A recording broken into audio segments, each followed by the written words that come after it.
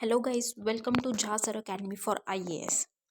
हम करने जा रहे हैं गाइस मेंस का प्रीवियस ईयर क्वेश्चन एनालिसिस। और आज हम देखेंगे जनरल स्टडीज पेपर 4 एथिक्स से एक क्वेश्चन। मैं उम्मीद करती हूँ गाइस आप लोगों ने इस क्वेश्चन को अटेम्प्ट किया होगा और एक बहुत अच्छा आंसर फ्रेम भी किया होगा।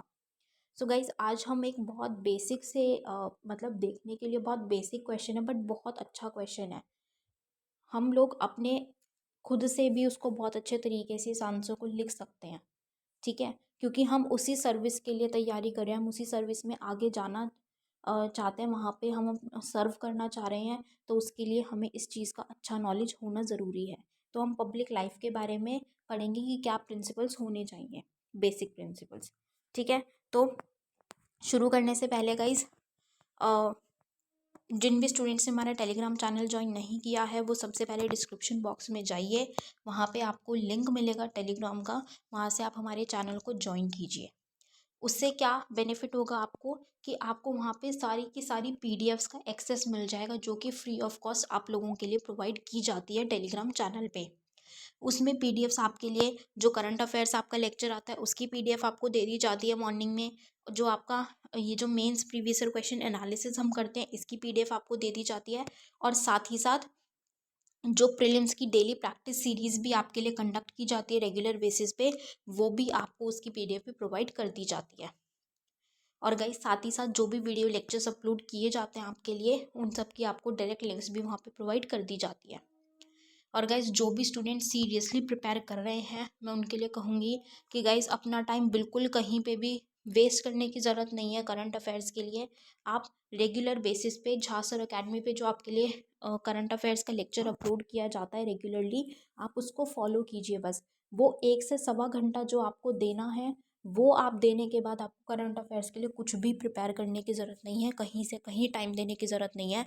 वो टाइम आपके लिए बहुत प्रोडक्टिव और बिल्कुल टाइम सेविंग भी होगा और बहुत प्रोडक्टिव भी होने वाला है। आपको बेनिफिट करेगा, क्योंकि हमारे सीए से बाहर, करंट अफेयर से बाहर आपसे कहीं पे भी कुछ भी पूछा नहीं जाएगा किसी भी एग्जाम में, राइट।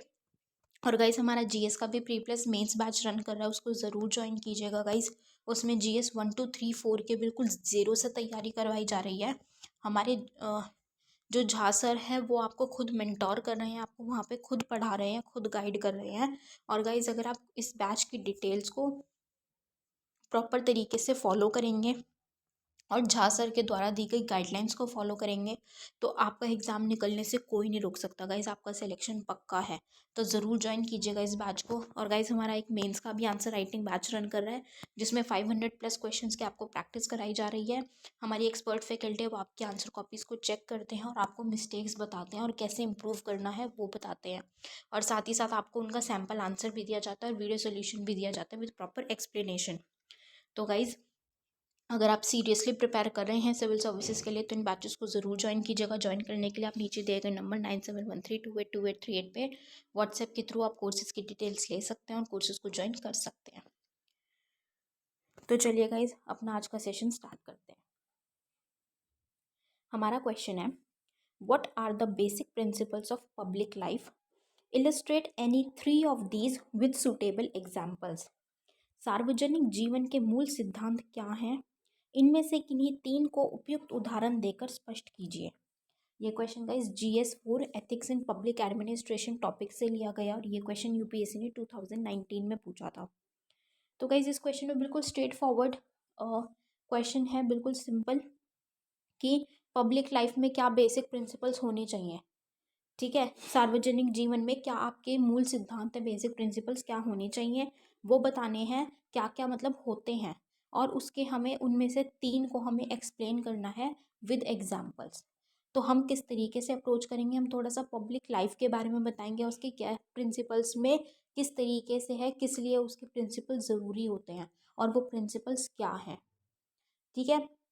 उसके बाद हम अपने मेन पार्ट में उन प्रिंसिपल्स को एक्सप्लेन करेंगे, 3 प्रिंसिपल्स को विद एग्जाम्पल। एंड में हम कंक्लूड करते हुए अपने आंसर को फिनिश करेंगे। तो चलिए गाइस स्टार्ट करते हैं। The fundamental principle in a democracy is that all persons holding authority derive it from the people. कि जो एक फंडामेंटल प्रिंसिपल, मूल सिद्धांत क्या है डेमोक्रेसी का, कि जो भी मान लीजिए एम्प्लॉयज़ हैं, ऑफिसर्स हैं, या जो भी अथॉरिटी पे है, जो भी पर्सन उनको मतलब जो भी पर्सन किसी पोजीशन पे है, किसी काम के लिए है, जॉब पे है, उनको अथॉरिटी कहाँ से मिलती है? लोगों से, सिटीजन से, पीपल से उनको वो अथॉरिटी मिलती है काम करने के लिए। ठीक है। In other words, all public functionaries are trustees of the people, कि जितने भी पब्लिक फंक्शनरीज हैं, सार्वजनिक पदाधिकारी हैं, वो जनता के ही न्यासी हैं, उन्हीं की ट्रस्टीज हैं। राइट। और ये डेमोक्रेसी के लिए है, डेमोक्रेसी का ये फंडामेंटल प्रिंसिपल है, मूल सिद्धांत है लोकतंत्र का। With the expansion of the role of government, अब क्या है, सरकार का रोल जैसे जैसे बढ़ता जाता है, एक्सपैंड होता चला जाता है, अपना रोल बढ़ाता जा रहा है जैसे जैसे, तो public functionaries exercise considerable influence over the lives of people. अब जो पब्लिक फंक्शनरीज हम कह रहे हैं कि लोगों के ट्रस्टी हैं, ठीक है, लोगों के न्यासी हैं, वही क्या कर रहे हैं, अपनी पोजीशन का इस्तेमाल करते हुए एक इन्फ्लुएंस लोगों की ज़िंदगी पे ही डाल रहे हैं, जैसे जैसे सरकार का जो काम है, अपना रोल सरकार एक्सपैंड करती जा रही है। तो जिस काम के लिए एक्चुअल में जो पब्लिक फंक्शनरीज हैं वो प्रॉपर तरीके से वो काम नहीं कर रहे, वो अपना इन्फ्लुएंस बना रहे हैं, अपना दबदबा बना रहे हैं लोगों पे और लोगों के जीवन पे। The trusteeship relationship between the public and officials requires that the authority entrusted to the officials be exercised in the best interest of the people or in public interest। कि जो ये ट्रस्टीशिप रिलेशनशिप है, जो हम कह रहे हैं ना कि लोगों के ट्रस्टी हैं जो पब्लिक फंक्शनरीज हैं, ठीक है, वो लोगों के ही ट्रस्टीज हैं। तो ये जो रिलेशनशिप हमें देखने को मिल रहा है लोगों का और वो पब्लिक फंक्शनरीज या जो ऑफिशियल्स हैं, अधिकारी हैं, पदाधिकारी हैं, तो उन लोगों में जो ये रिलेशनशिप है, इसमें किस चीज़ की ज़रूरत है, कि जो अथॉरिटी इन अधिकारियों को दी गई है वो उसको अपने लिए नहीं या अपना दबदबा बनाने के लिए ना करके इस्तेमाल, बल्कि लोगों के हित में, लोगों के बेस्ट इंटरेस्ट में काम करें। और हम कह सकते हैं कि पब्लिक इंटरेस्ट में, लोगों के ही जहाँ पे उनका इंटरेस्ट है वहाँ काम करें, जनहित में, जन के हित में काम करें। ठीक है, क्योंकि उसी के लिए तभी बोला जा रहा है पीपल के ट्रस्टीज़ हैं, लोगों के ट्रस्टीज़ हैं।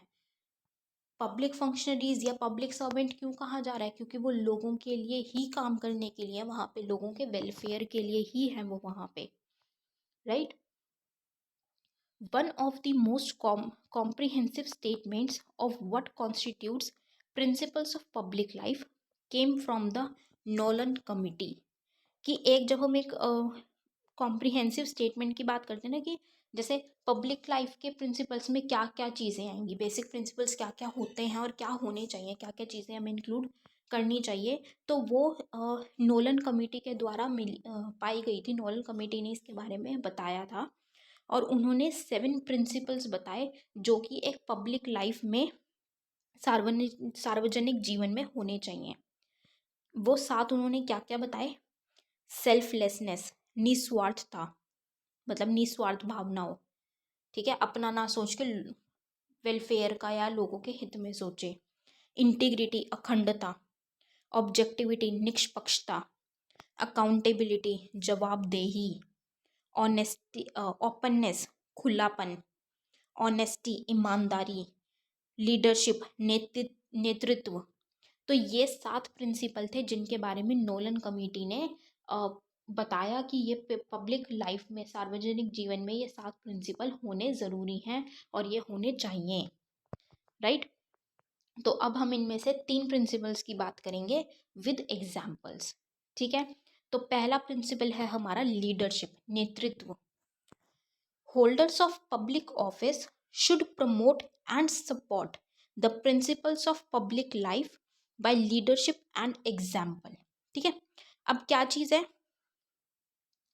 कि जो भी पब्लिक ऑफिस को होल्ड करते हैं, मतलब जो वहाँ पे बैठे हुए हैं काम के लिए, ठीक है, पब्लिक ऑफिस में जो काम करने के लिए, हम कहते हैं कि नॉर्मली एम्प्लॉयज़ हैं, जो ठीक है, जो एम्प्लॉय वहाँ पे काम करने के लिए अपॉइंट किया गया है, उनको क्या करना है, पब्लिक लाइफ के प्रिंसिपल्स को आगे बढ़ाने के लिए, प्रमोट करने के लिए और सपोर्ट करने के लिए, अच्छे से उनका पालन करने के लिए लीडरशिप स्किल्स होनी ज़रूरी है। लीडरशिप, नेतृत्व करना आना चाहिए उनको, एक प्रॉपर तरीके से उनको वहाँ पे अपनी लीडरशिप दिखानी है।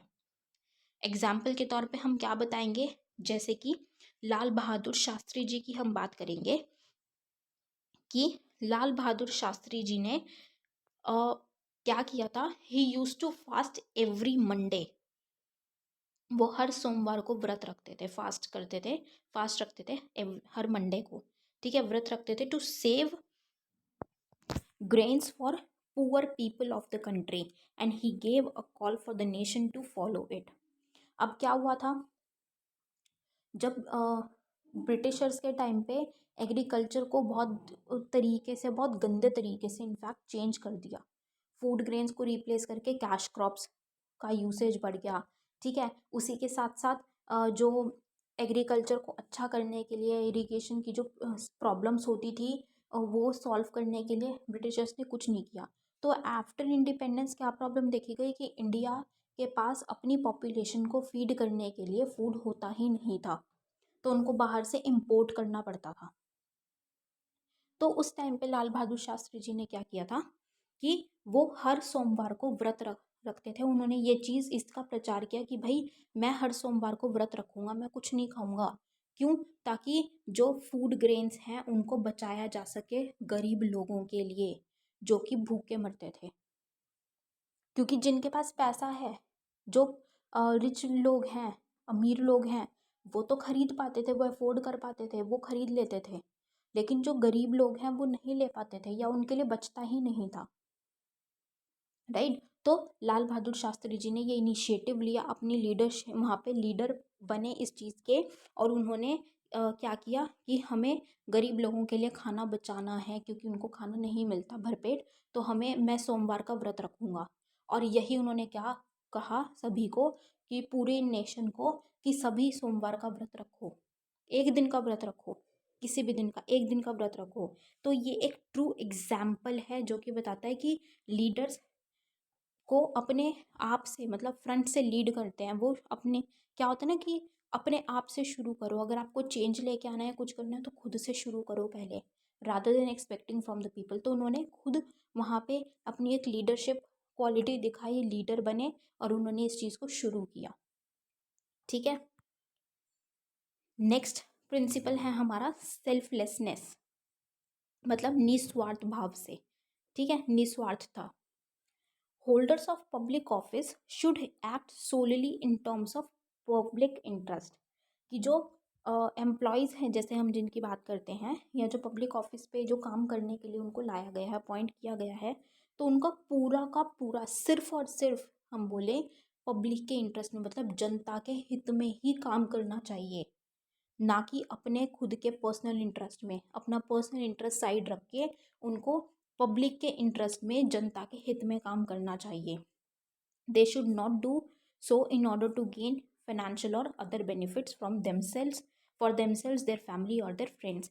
कि उनको कोई भी काम इस वजह से नहीं करना है कि उनको फाइनेंशियली, मतलब मॉनेटरी टर्म्स में पैसों का उनको बेनिफिट होगा, या कोई दूसरा बेनिफिट होगा उनको खुद को या उनकी फैमिली को या फिर उन्हीं के फ्रेंड्स को, मतलब उन्हीं के अपने सर्कल में किसी को बेनिफिट होगा, तो उनको अपने बेनिफिट के लिए नहीं, बल्कि दूसरे, मतलब जनता के हित के लिए काम करना है, पब्लिक के बेनिफिट के लिए, पब्लिक के इंटरेस्ट के लिए काम करना है। वो है सेल्फलेसनेस। अब हम एग्जाम्पल बताएंगे। For example, Tukaram Omble of Maharashtra police. Tukaram Omble थे महाराष्ट्र पुलिस में।